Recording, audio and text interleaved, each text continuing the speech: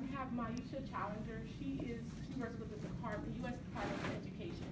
So I'm very thankful she took time out of her very, very, very busy schedule to come and provide you all with more information about money for college, financial aid, the process. So please, if you have questions, any questions, ask her, because she's the expert. And I'll be here taking notes when she's gone. So go ahead and.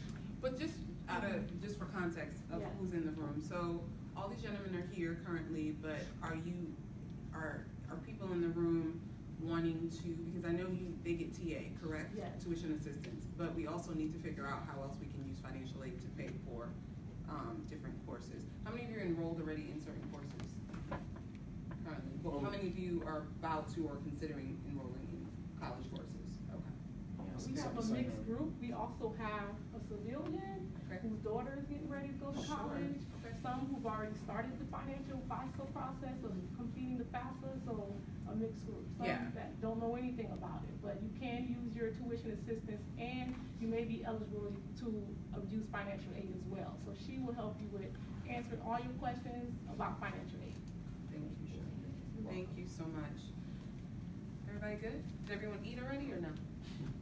I did not, so I'm hungry. I'm going to go through this very quickly. No, I'm kidding.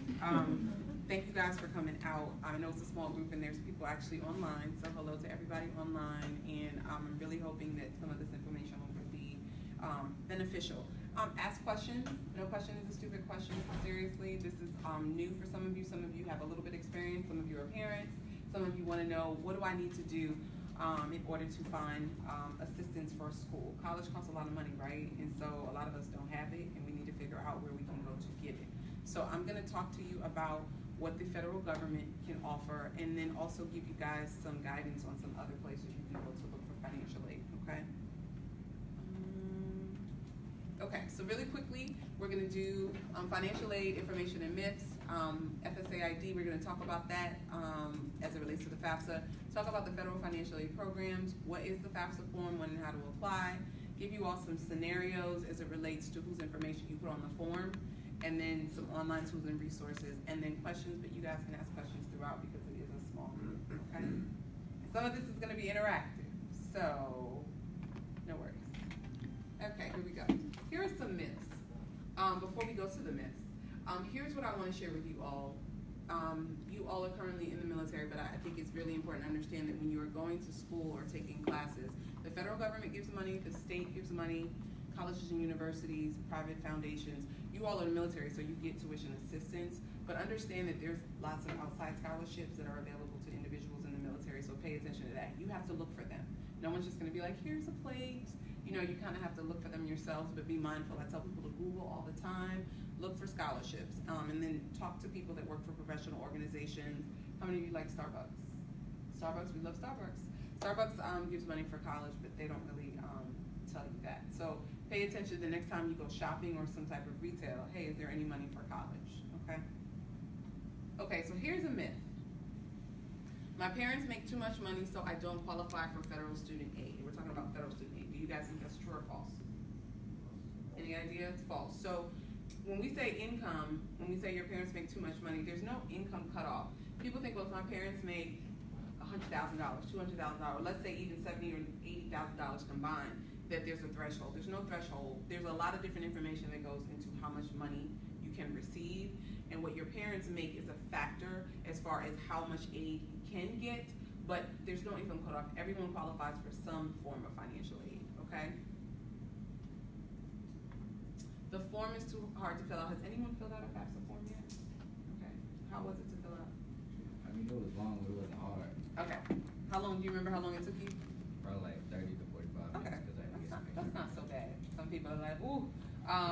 I mean, the thing is, there's a lot of financial questions. There's a lot of questions, personal questions about yourself, your household size, things like that. And so it really is not hard to fill out.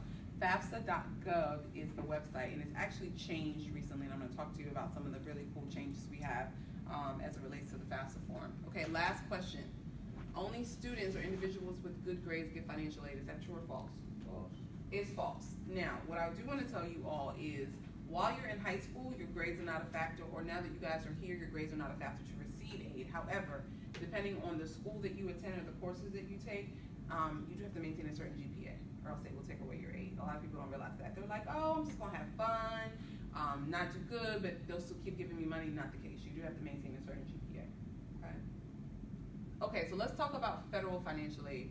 There's over 150, that says 150, but it's actually $120 billion annually awarded to individuals who want to pursue post-secondary education.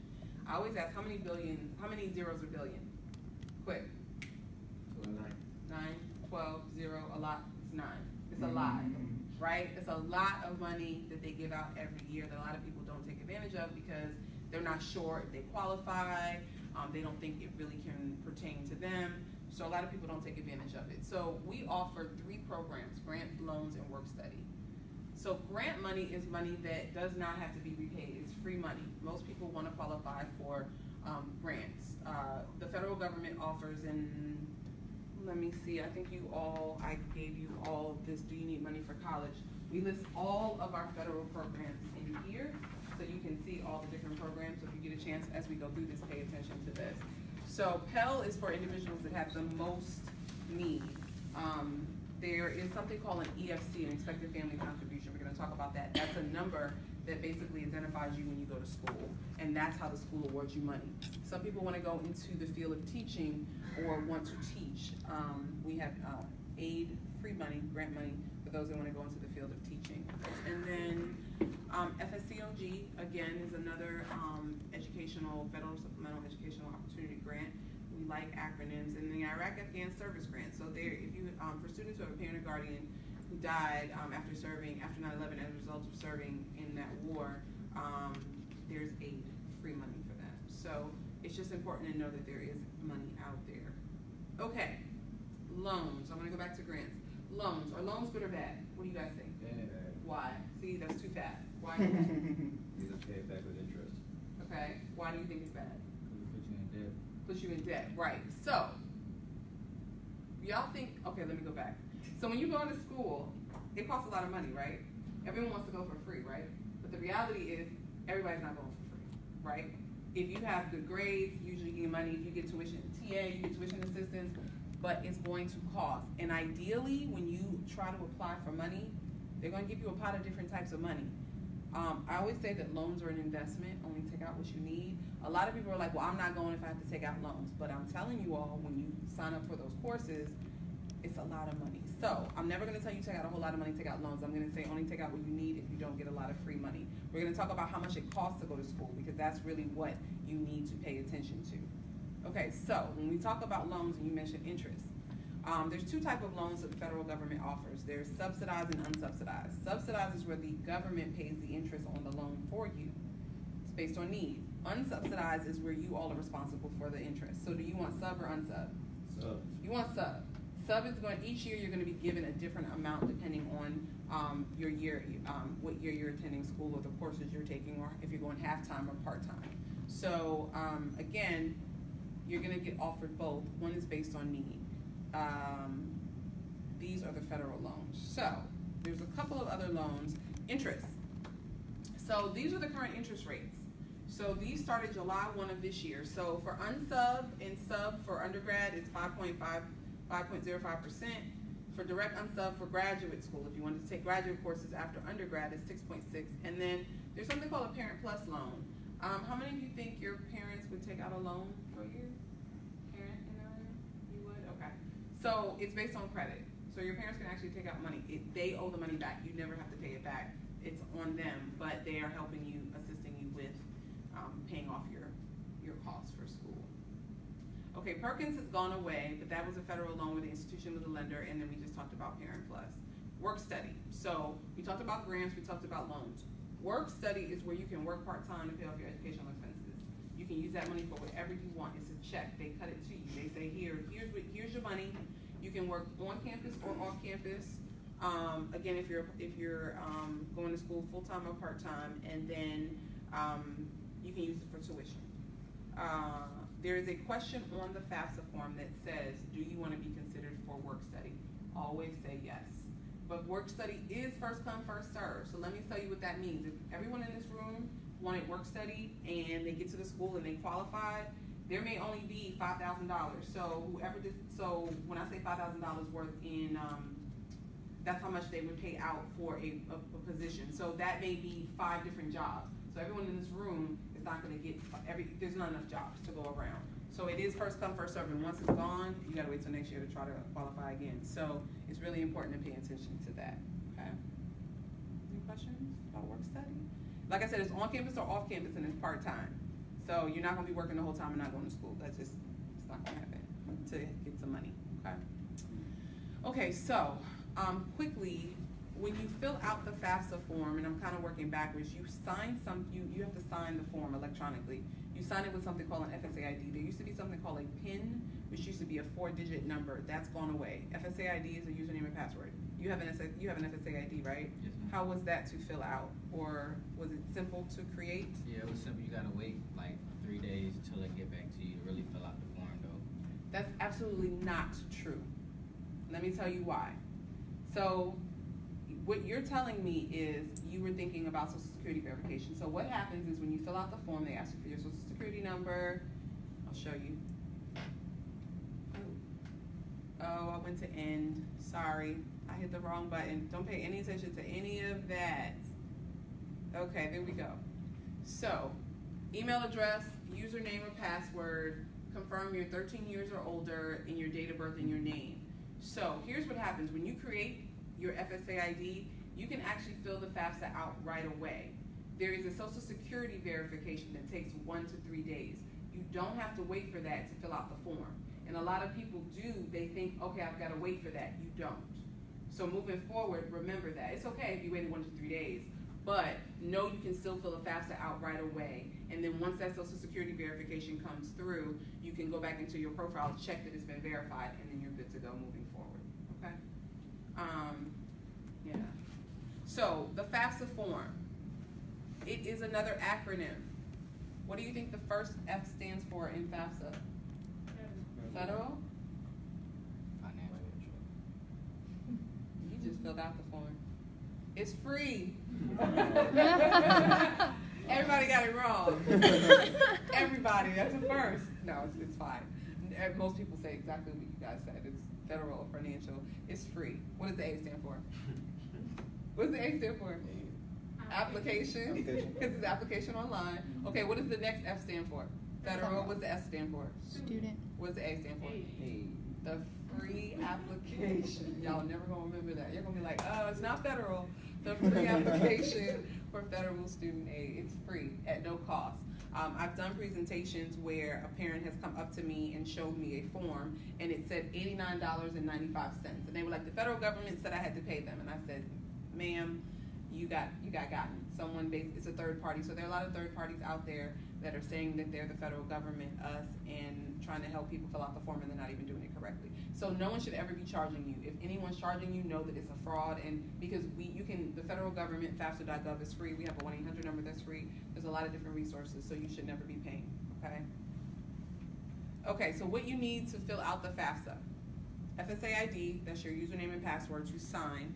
Social Security number, any cash or savings or checking account. If you don't have any in, that's great. You just put 0.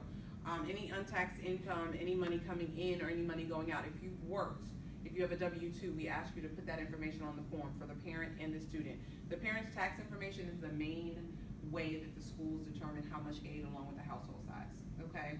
That is how the school determines how much financial aid you can receive. Question. Yes. What if you don't include the parent? Let's go, we'll go to that. You just don't want to include your parent? Yeah. Just, who takes care of you? I do. You take care of yourself? You live by yourself? And how old are you? Do you mind me asking? We'll talk about that. Because we're going to talk about when you fill out the form, who's independent and dependent, and how the FAFSA form will decide if that's applicable to you. We're going to talk about that. Good question. Okay? So, the free, right y'all? The free application for federal student aid, eligibility is determined by how much information you provide. Normally when I do the presentations, it's high school seniors, but all of you are adult learners or in the military, so you would fill it out depending on when you're going. Is anyone trying to go to school next fall or in the spring or summer? So we're going to talk about the new application because it's a cycle. So depending on when you go determines the type of, the year that you fill out the form. We'll talk about that, the cycle year that you fill out the form, okay? The earlier the better. Some money is first come, first serve. Some money is just based on you qualifying for it.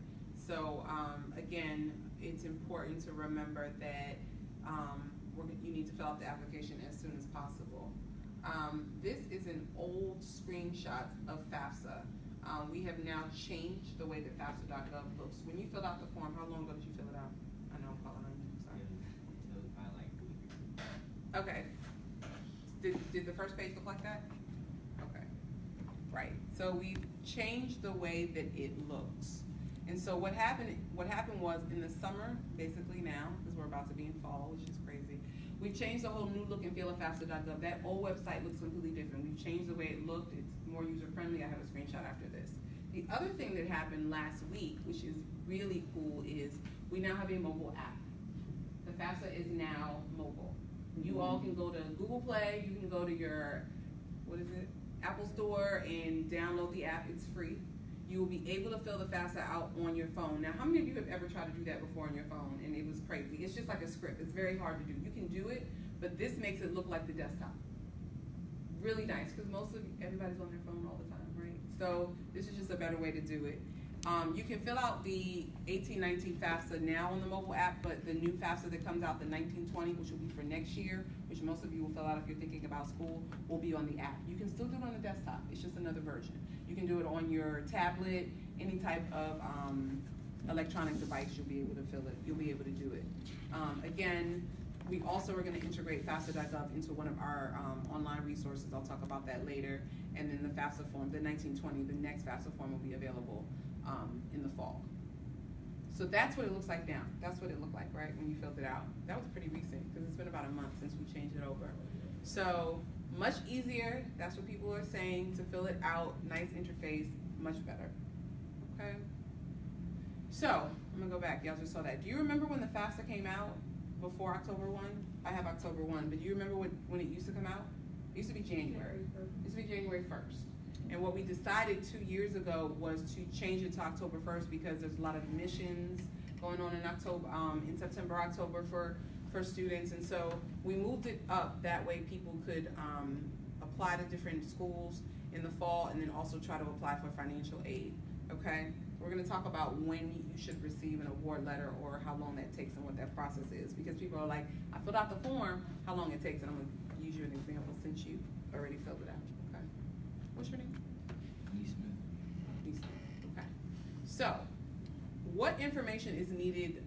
How they determine what information or what aid you get is, like I said earlier, based on your parents' tax information. So we changed the date, we moved it up to October 1st, but the other really cool change was the 1920 FAFSA is coming out in October. So right now we're in the 18-19 cycle. We need tax information from the parents. So what used to happen was it used to be from the year before. So for 18-19, it used to be 2017's information, but a lot of people hadn't filed their taxes. It used to come out in January. People don't get their W-2. So at the end of January, we said, hey, how can we change this to make it more efficient? So instead of going 1 year back for 18-19, we said we're going to use 2016's information, because that way it's already been filed. If the work information is still the same, you use the same information. Now, you guys tell me, for the 1920 FAFSA that's coming out in October, what year's tax information are you going to use? Previous. 2017's. So it won't be 18's, it'll be 2017's, because that's already been filed and we won't have to worry about 18. Makes it a little easier. Now, a question that I get often is, we'll go back to the IRS data retrieval tool. What if, for example, you worked, if you're independent or you're dependent, and for the tax information, so let's use 1920. So let's say in 2017 you worked, but now you're not working. You can talk to the financial aid office. The form itself is going to ask for 2017's information, but if there's a substantial change in employment that is really going to affect your award package, you can talk to the financial aid office at the school. Let me say this to you all, even though I know you all are taking courses and stuff, the FAFSA is the front end. You really need to call and be in touch with the financial aid office at whatever school or the classes where you're taking them, because they're the ones giving you the money. They're the ones that are going to say, hey, here's what you get. We just make sure everything is right on the front end, and that way when we send it to them, they can decide how much aid you can get, okay? Okay, So, what is required for the FAFSA form? High school diploma, GED, or homeschooling. Social security number. You must be a U.S. citizen or eligible non-citizen. A lot of times I get questions about registered with the Selective Service for males. That is just a question that, let me go back. Who do you think decides what information should be on the FAFSA form? The U.S. Department of Education or another entity? Who decides all the laws in this country? Be more specific. Congress, right? The legislative branch. They are the ones that determine what type of laws that occur and what information we put, since we do work for the government. So being registered with the Selective Service is a question we have. Also, in order to receive financial aid, you must be enrolled in an eligible program and pursuing a degree. Some people like to apply for financial aid and they're not going to school. Like, really? So that just doesn't happen. And then the other piece is maintaining satisfactory academic progress. So remember earlier I said your grades are not a factor when you're in school, when you are applying for financial aid, but when you're in school, you have to maintain a certain GPA or you will lose your financial aid. It is usually about a C average, but they call it SAP, satisfactory academic progress. If you fall below it, the school will let you know you are in jeopardy of losing your financial aid, and we don't want that to happen, okay? Okay, gentlemen, to your point, we are figuring out when you fill out the form, you fall under two categories, independent or dependent. If you are dependent if someone is providing support for you, but you are independent if you fall under one of these criteria. If you're at least 24 years old, married, a graduate or professional student, a veteran or member of the armed forces, an orphan or ward of the court, someone with legal dependents other than their spouse, an emancipated minor, or someone who's homeless. So I'm assuming with a veteran or member of the armed service, what does that make everyone in here? Correct, which means you don't provide parental information, correct? Now, let me say this. Usually if someone puts down that they're independent, the school is gonna ask for supporting documentation. They're gonna be like, okay, you think you're independent, because I'll be honest with you, most people that are independent may receive more aid than a dependent student. If you're living at home with mom and dad are providing support, they see that as some support you're getting, but if you are independent, you're on your own, okay? Supporting documentation can look very different depending on where the classes you're taking. Each school is gonna be different. So can I ask you, did you claim you were independent? Did the school or did anyone request any documentation from you?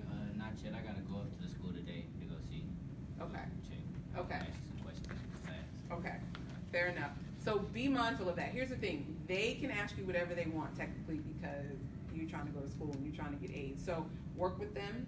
If there's supporting documentation you need from, and I'm not sure how that would work here, but I'm sure there's someone here that could write a letter that states who you are, what you do, and things like that. And then once they get that, they will award you a package. They will let you know, here's what we can give you or cannot give you, okay? So does that answers your question, right? That, exactly, yes. So in my case, I will be filling this out for my daughter. Okay. So when I fill it out, am I using her social or mine? Both. There's student information on the form and parent information. So both information would be included. We would need your social security number and hers. Now, is she living with you? Correct. Are you married? Yes. So we would need your, correct, stepdad and mom's. Okay. Yeah. So I'm following you. the first page, Yes. would it be her information? Correct. It starts off, so it's color coded, so the student's information is usually blue, and then the parent's information is purple, but it'll say it. It'll be clear. You will know not to, and people do get it confused. Sometimes I have people that have told me they'll put their parent information and the student information in, inadvertently. You should be able to now with the new interface be clear. Okay, and then you Sure. mentioned something about the school. Yes. So, like, we don't know what school she's gonna go to yet, so. I'm gonna get to that. Okay. That's a good question. No, but we'll talk about that, okay? Any other questions? Okay. There are special circumstances, and I wanted to bring that to light. For those individuals, yes? So, yeah. The part that we fall into, I had a soldier in our office, right? And he's 24. Okay. He's in the service, so technically he's independent. For FAFSA purposes, he would be independent, correct? Okay, so my question is, do you have the option of choosing which? No, you either one or the other. Okay, all right. And the I school, mean, like- and the school will tell you, if you think you're one, and, so that's what I was gonna say. So say I'm thinking he's Yeah. 21. Yep. So say he's thinking, oh yeah, I'm in the service, so I'm independent. Right, And that's the safe side he wants to do okay. because he might get more money or something like He that. thinks he will, okay. Yeah. Does he have that privilege to pick? That's what I'm saying. So when you fill out the form, all he's gonna do is put all the information out there asking him. That's gonna be sent to the school. The school is gonna, and so what happens is when you answer certain questions, it'll say, are you a member of the armed forces? When you say yes, and I don't know if you tell me that, it'll say, this makes you independent. So it'll tell you, but let me say this, there are a lot of people that put that down that are not members of the armed forces. There are a lot of people that make themselves independent because they think they're gonna get more money. And what I'm saying to you is, usually when that happens, even though it's legit, the school is going to see that application and say, I probably need to see some supporting documentation to confirm that this is actually a member of the armed forces. That is 99.9% probably going to happen. So if he shows that, If he shows that, it makes him then independent, right? it would make him independent, and then after that, they would give him a potential award package, which we're gonna talk about. The other thing I want to share with you all, and this is a good Q&A one, do you all think that financial aid should cover the full cost of school? No. You would like it to, right? Let's clarify. We would like it to. The reality is that we're gonna go over some scenarios. That's not always the case. If it is, great. But I don't want you all to assume just because you are applying, that means everything's gonna be covered. If most of it is, that's great, but there is a chance that some of it may not, and we're gonna talk about that. Good question. I have a question. Yes. If you're not going full-time and only part-time, do you still qualify for federal financial? You do, it's just a lesser amount than the full award, correct. Part-time and full-time does qualify for financial aid, yes. Okay. So there are special circumstances. If a student is dependent, meaning they need parental information, they may not know their parents' whereabouts. There are a lot of situations where your grandmother has taken care of you, your aunt or your sister. For FAFSA purposes, we ask for biological or adoptive parent to only be put on the form. However, if it is a special circumstance where maybe you don't know their whereabouts, you would talk to the financial aid office. You're still not gonna put their information on the form. It's only biological and parental information. The school will tell you, so what you would do is submit the FAFSA without parental information. It would be a special circumstance, and they have something called PJ, professional judgment, where they override the dependency status and still award you aid. Okay, it's a process. But again, sometimes this is applicable to people. Okay, I did this, I'm kind of jumping around, but I want to quiz you all, if you don't mind, so we can figure out how you would fill out the form if this was you. And it may not be you, but it's still good to go through it. Okay. I am a student and my parents are divorced. Do both of my parents need to complete the FAFSA? Yes. Yes. If they're How many say yes? How many say no? If they're both supporting you. That says they're divorced. But if he's providing support and she's primarily living with her mother, they would both fill it out. Okay, let's hold on to that one, shall we? Okay. If the parents are divorced or separated and don't live together, it's the parent with whom you've lived with the most during the past 12 months should be the only one to complete the form. So, that's why I said hold on to yours, because I know where you're going with that. At this time, there is a question that says, they're gonna ask you, are your parents remarried, married, separated, divorced? If you put divorced and separated, it says, whose information do you want to put, okay? So it is only one, it's the one who's provided, who you've lived with. So it's the custodial parent, the one you've lived with the most during the past 12 months. Now, coming to your point, let's say both parents are providing 50-50. Well, look at the question. I am a student and I split my time living equally between my divorced parents. The FAFSA requires information from the supporting parent. Yes. Whose information are you putting? It's split. You can't put both. It's only one. But then it says the one you stayed most with. But that's where Whoever makes the least But amount of money, so you that's can that. get the So most the person, thing. right. So I get that. Wait. I get whoever. So the first scenario is Get out it. of 12 months, it's 7 to 5. The second scenario is 6 and 6. So it's equal. So you're only putting one. So you're saying whoever makes the least amount of money. We're getting right. I can't say that. There's who claims you on your taxes, right? There's a lot of that goes on. So let me give you the actual answer. If you've lived the same amount of time with each divorced or separated parent, it's the parent who's provided more financial support. Now, how do you define more financial support? Are we still live streaming? Yes. Yes, okay. So, Yes, we are. Yes, ma'am. So I need you all to understand, for example, let's say you have let's call her Tina. Tina lives with mom, but dad is paying for books, school. So in that instance, dad is really the one you're putting, even though she's living with mom. Now, here's what I tell you all if this is a scenario. You just tell the parents that and let them decide. Who you claim on your taxes is not necessarily an indication. A lot of people claim people for different reasons. It's not necessarily the person that's providing the most support. If it is, then that's who you put.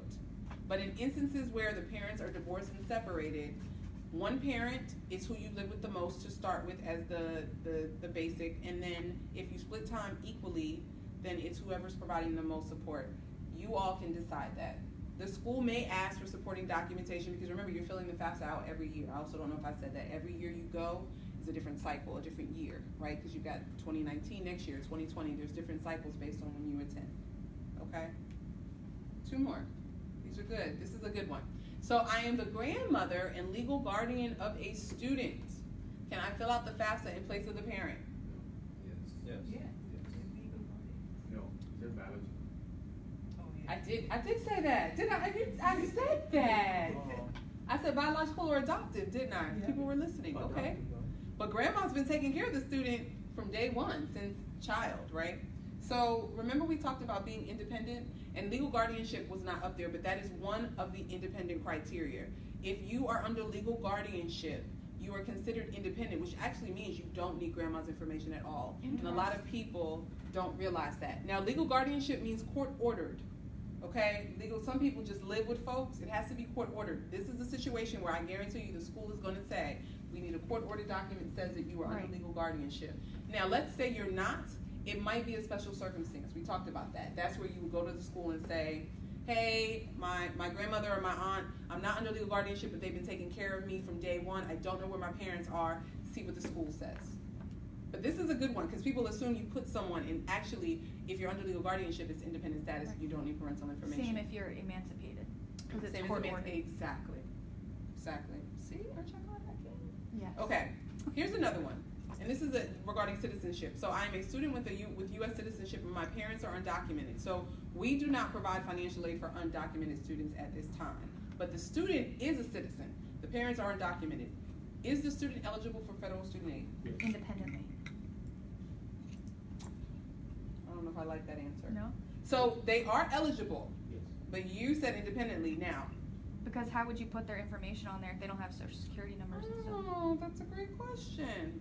So you put zeros in as a social security number. You're good today. Answers for everything. Yes. Yeah. So if if the student is eligible for federal student aid, they can put zeros in. Instead of, now you can't electronically submit the form. You actually have to print out a signature page. There's different ways to complete the FAFSA form. You print out the signature page, send that in, the form will still be processed, and they'll still be awarded financial aid.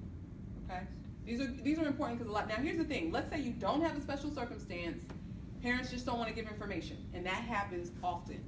If the parents don't want to give information, it's because they don't want their child to see their form, how much they make and all that. The student only qualifies for unsubsidized loans. So they lose out on grants. They used to be nothing.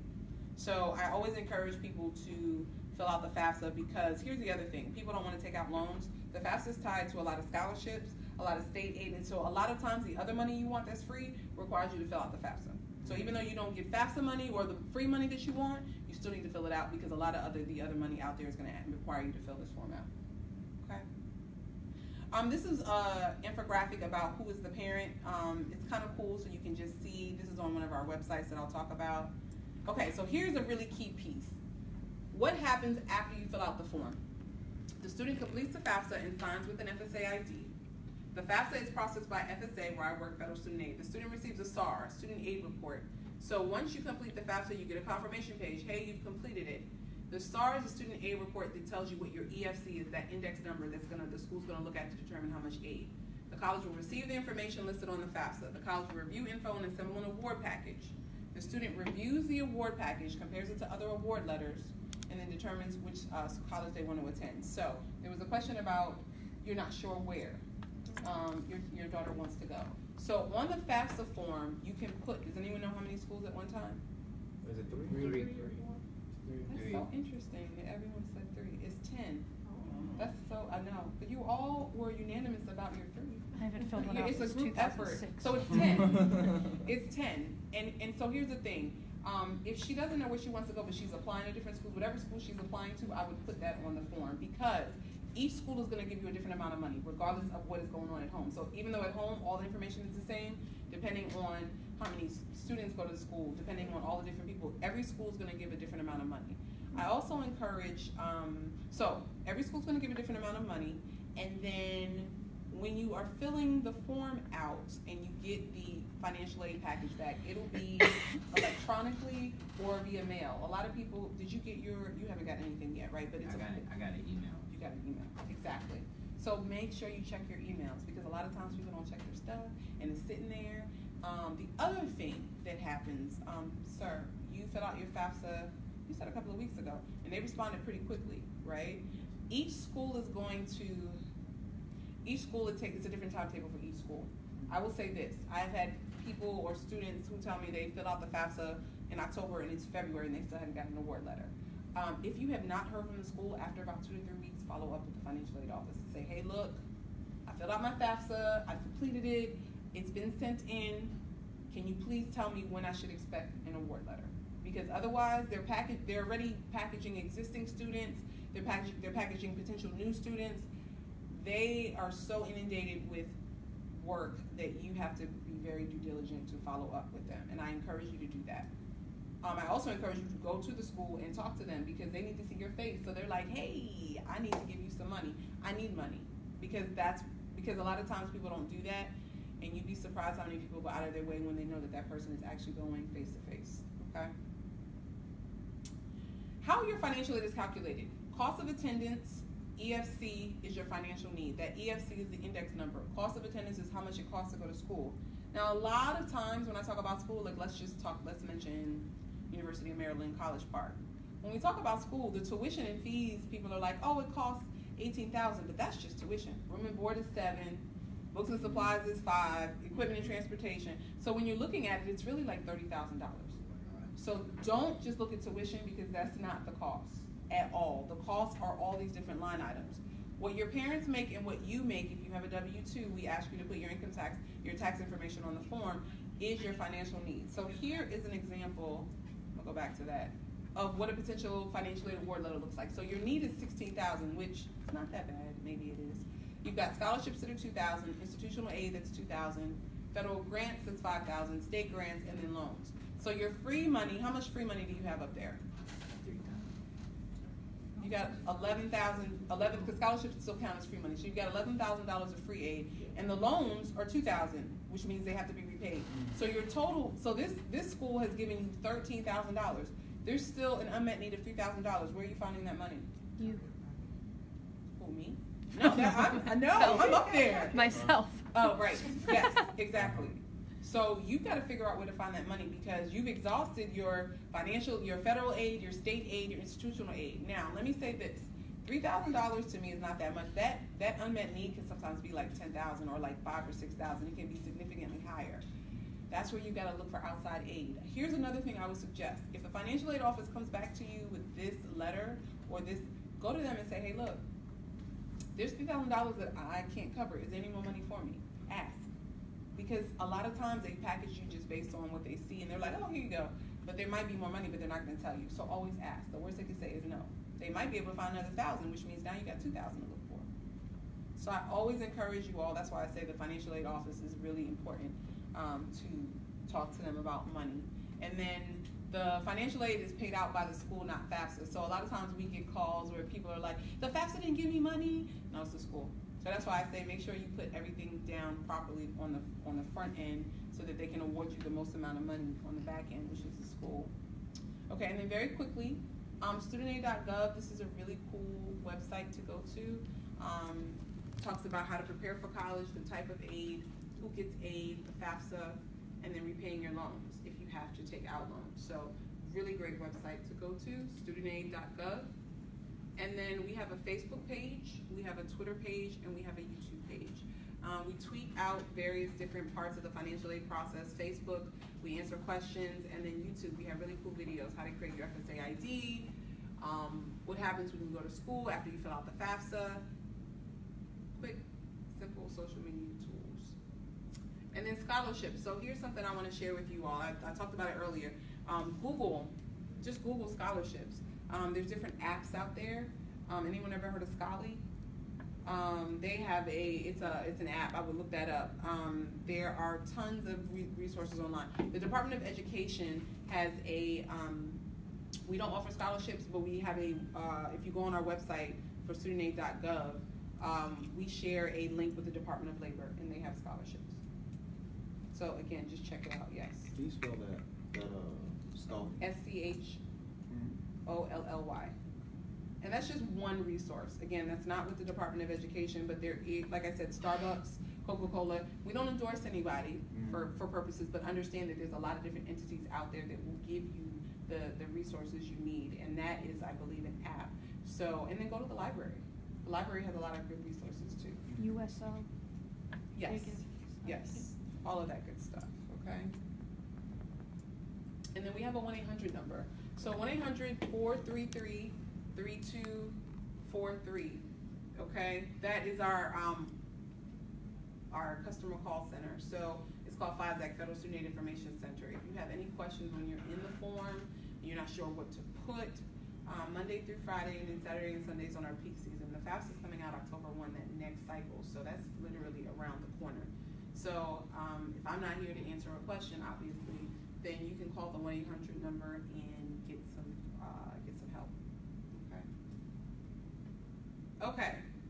Before we take questions, I need to quiz you all because you all did horrible earlier.